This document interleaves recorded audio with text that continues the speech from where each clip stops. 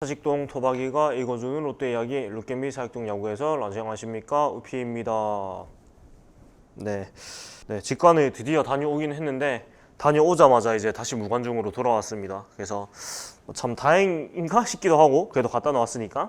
근데 뭔가 참 힘이 빠지네요. 아마 다 비슷하시겠지만 맨 처음에 3월 때 그때와 같은 그런 쇼크는 사실 별로 없는 것 같아요. 그냥 뭐 그런갑다 그냥 그런 느낌인데 그래도 뭔가 힘이 빠지네요. 되게 뭔가 막 충격받고 그런 건 아닌데 그래도 다들 조심하셔가지고 또 다시 야구장 갈 수 있기를, 그리고 또 그런 다른 부분들도 많이 다시 좋아지기를 바랄 수밖에 없는 것 같습니다.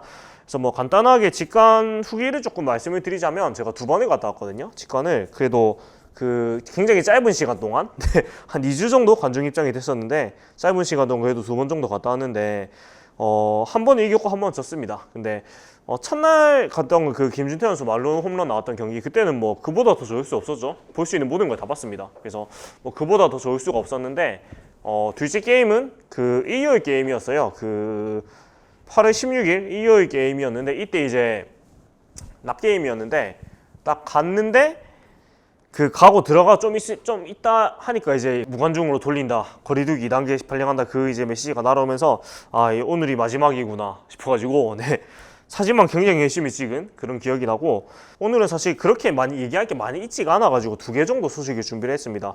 우선 확장 엔트리가 이제 5명 늘어가지고 33명까지 엔트리 운영이 될 수 있게 됐는데, 근데 우리 팀은 3명만 일단 콜업을 했습니다. 그래서 왜 그런가 그거를 이제 기사도 한번 소개해드리고, 이게 잘하고 있는 건가 아닌가 저 나름의 생각도 한번 말씀을 드리려고 하고요. 그 다음에 체력이 곧 집중력이다. 8월 18일 경기에 시즌 4개를 범하면서 이제 와르륵 무너졌는데 왜 그럴까, 그런 것을 한번 생각을 해보고, 사실 이와 유사한 경기가 앞에도 한번 있었거든요.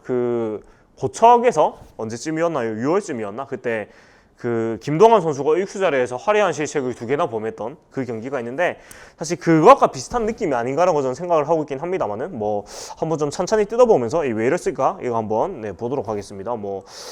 그래서 일단 첫째는 확장 엔트리 3명만 허문회 감독 기존 선수 잘해주고 있다라는 얘기인데, 18일에 확장 엔트리 3명을 추가했어요. 그래서 포수 김호준, 외야수 허희, 투수 김대우로 콜업했고, 나머지 2자리는 상황에 맞춰서 하려고 한다고 밝혔는데, 사실 뭐 허문회 감독이 퓨처스 자원 활용이 굉장히 인색하다는 건 여러분들이 이제 다 아실 겁니다. 굉장히 확실한 역할이 주어지지 않으면 콜업을 하지 않고 그냥 퓨처스에서 그냥 자기 자리를 계속해서 할 수 있도록 그렇게 운영하는 스타일인데, 이번에도 사실 이렇게 다 쓰지 않으면서 좀 호불호가 많이 갈리는 것 같은데, 우선은 허희 선수나 김대현 선수는 뭐 줄곧 1군에 계속 있었고, 허희 선수는 심지어 일요일에 내려갔다가 바로 화요일에 올라오는, 그리고 왜 내렸지 이런 생각이 드는데, 일단 김호준 선수가 6월에 전역을 했다고 합니다. 그래서 허문회 감독은 김호준에 대해서 아직 저도 보지 못했다면서 6월에 제대했고 한 달 보름 정도 2군에서 몸을 만들었다고 하더라.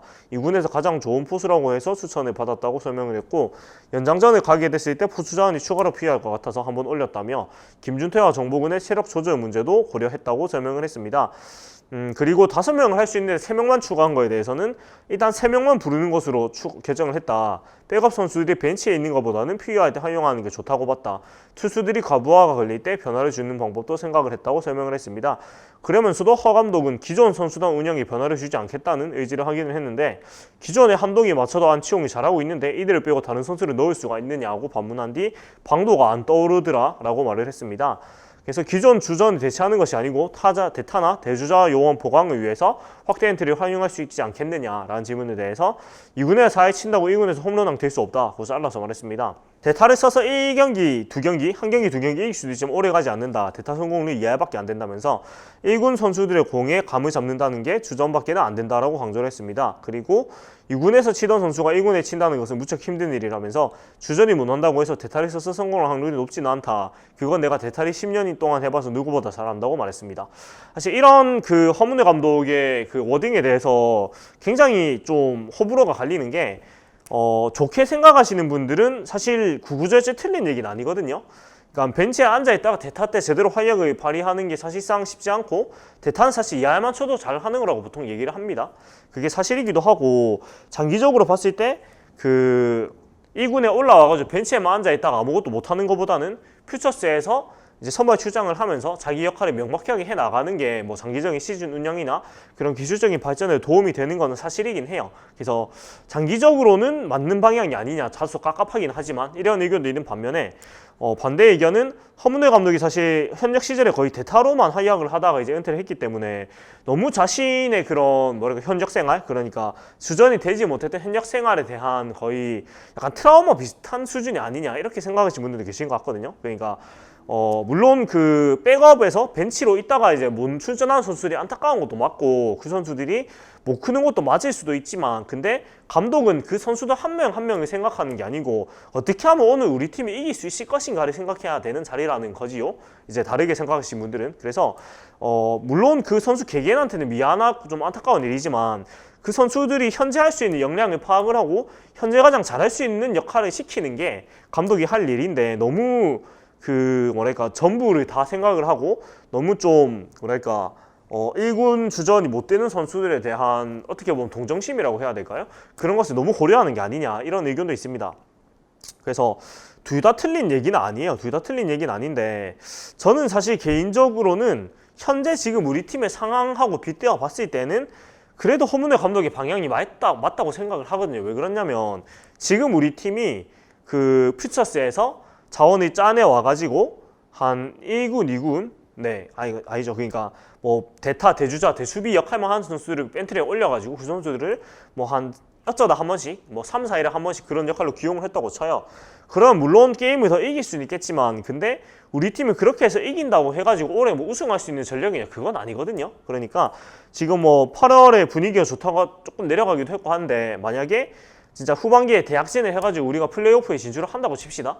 이제 포스트 시즌에 진출을 해도 냉정하게 봤을 때 우리 팀이 아무리 잘해도 4등 정도밖에 못 올라가요. 아무리 기적이 일어나도. 근데 4등으로 올라가가지고 이제 와일드카드부터 해갖고 한국 시리즈까지 올라가는 것 자체가 되게 힘들고, 와일드카드를 거쳤는데 우승을 한 사례는 당연히 지금까지 없고요. 그 다음에 준 플레이오프를 거쳐가지고 우승한 사례도 딱 2번입니다. 그게 92년 롯데하고 2002년 두산인데, 그때 말고는 사실상 거의 뭐 그 2번 말고 없는 사례이기 때문에 사실상 별로 의미가 없다 이렇게 볼 수도 있고, 물론 그렇게 준 플레이오프나 와일드카드라도 진출해가지고 과이아웃을 하는 게 또 큰 의미가 있다고 하시고 맞는 말이긴 합니다만은, 근데 결국은 그 올라가는 게 우승하려고 올라가는 건데 우승할 확률이 거의 없다고 본다면 그것이 무슨 의미냐 이렇게 볼 수가 있거든요. 그리고 시즌 전에 이제 성민규 단장도 말했지만 우리 팀은 2023년을 노리고 지금 팀을 만들어 나가고 있는 과정이란 말이에요. 그렇기 때문에 배성근, 김대륙, 뭐 신용수 뭐 이런 선수들이 이제 퓨처스에서 주전으로 계속 기용이 되고 있는데,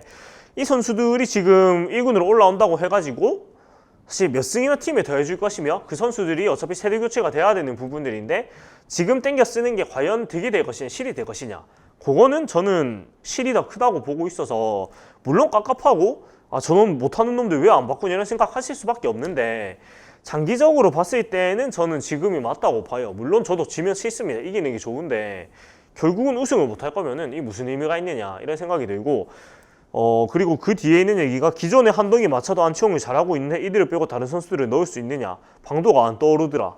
근데 이 방도가 안 떠오른다는 말이 딱 맞는 말이긴 한데, 앞에도 말했지만 허문회 감독이 인터뷰 스킬이 굉장히 와이드합니다. 그래가지고 사실 방도가 안 떠오른다 이런 말은 굳이 사실 워딩 이렇게 할 필요는 없거든요.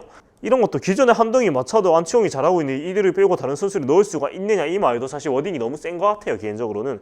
그러니까 같은 말을 해도 기존에 이렇게 실명을 거론할 필요도 없고요. 기존에 그 주전 선수들이 힘든데도 잘해주고 있는데 다른 선수들 잘해주고 있는데 이 선수들을 조금 더 믿음을 주는 게 맞다고 본다, 이 정도로 얘기를 했으면 되는 부분이라고 저는 보고, 방도가 안 떠오른다도 퓨처스에서 활약한 선수들은 자기 역할을 가지고 조금 더 퓨처스에서 기량을 쌓아 나가는 것이 더 옳다고 생각한다, 이 정도로 말하는 것이 더 부드러웠을 거예요. 근데 방도가 안 떠오른다 이렇게 하면 또 물어뜯기 싫거든요. 그래서 이런 부분들은 사실 저는 허문회 감독한테 좀 인터뷰 스킬을 좀 교육을 하는 시간이 필요하지 않나 이런 생각이 좀 들어요. 왜냐면 이런 얘기하면 굳이 또 욕 안 먹어도 대욕 먹고 괜히 또 그 뇌피셜 기사들이 막 쏟아지거든요. 이런 것 때문에 이런 거 좀 조심하면 좋겠다 이런 생각이 듭니다. 그래서 구구절절 틀린 얘기는 아닌데 너무 워딩이 셌다 이 정도로 얘기를 할 수 있는 것 같아요.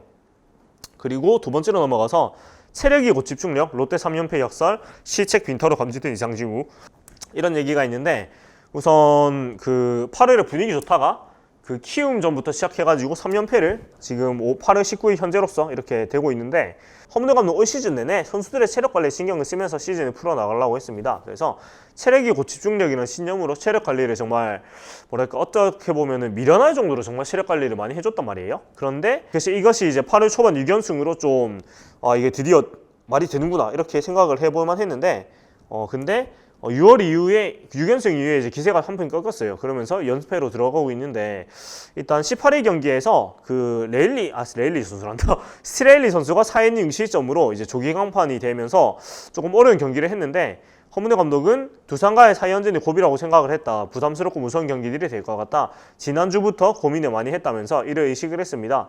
감독 의식한 경기에서 선수를 전혀 따라주지를 못했고, 실책도 굉장히 많이 나왔어요. 이날에 이제 야수진 4개의 실책을 범했는데, 올 시즌 한 경기 최다 실책이었고, 이날 이제 실책을 했던 기록들을 한번 살펴보면은 어떤 기록들이 있냐면요. 그 18회 경기 2대5로 졌고, 실책을 한 선수들의 보면은 스트레일리, 김준태, 이인복, 한동희 선수가 실책을 했는데, 재밌는 게 투수 실책이 2개였네요. 네, 이런 부분이 있었는데, 앞에도 말했지만 사실 올 시즌 수비력이 안정돼 있기 때문에 이런 부분들은 사실 부분적인 부분이라고 생각을 하거든요. 그러니까 앞에 말했던 고척 키움전에서 김정환 선수 실책쇼, 그 다음에 그때 이닝 한 이닝에 실책 3개 나오고, 이런 거하고 비슷한 것 같아요. 뭔가 순간적으로 집중력이 떨어지면서 뭔가 한 번에 탁 풀리는 그런 현상인 것 같은데, 수비력 자체가 무너지진 않았다고 보지만, 근데 뭔가 3연패 기간 동안 3득점도 뽑지 못하는 그런 경우고, 팀 타율도 1할 9푼 1리에 불과하다, 90부터 19안타, 이런 부분들을 봤을 때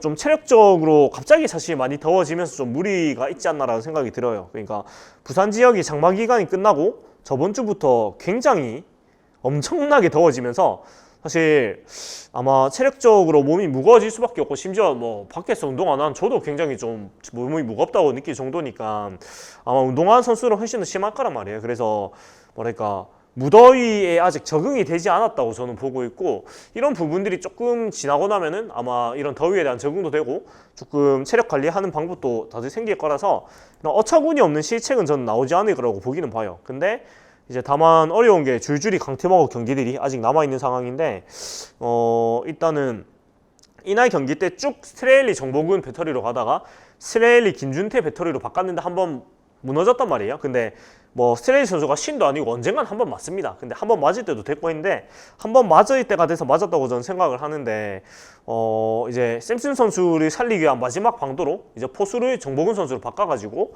녹화하고 있는 19일 오늘 경기에 내보내기로 했는데, 과연 이 방도가 맞느냐, 그렇게 되면은 또 좀 달라질 수 있겠지만 모르겠어요. 오늘 정보근 선수하고 샘슨 선수가 맞춰봤는데도 똑같다 하면은 사실 굳이 기존에 잘 맞고 있는 스트레일리, 정보근 배터리를 흔들 필요는 없다고 생각을 하거든요. 만약에 오늘마저 샘슨 선수가 안 된다 이러면은 정말로 이제 선발에서는 조금 어렵다고 봐야 되지 않나. 사실 할 수 있는 방도들을 모두 다 해본 거거든요. 근데 그래도 안 되면은 정말 뭔가 생각을 이제 바꿔야 된다 이렇게 생각을 하고 있습니다. 그래서 오늘도 여기까지 얘기를 한번 해보도록 하고요. 다음 주에는 또 뭔가 좋은 소식이 많기를 바라면서 오늘 인사드리도록 하겠습니다. 지금까지 사육동 야구 해설 저는 누표였고요. 재밌게 보셨다면 구독과 좋아요 부탁드리겠습니다. 저는 다음 주에 또 인사드리도록 하겠습니다. 보신 여러분 고맙습니다.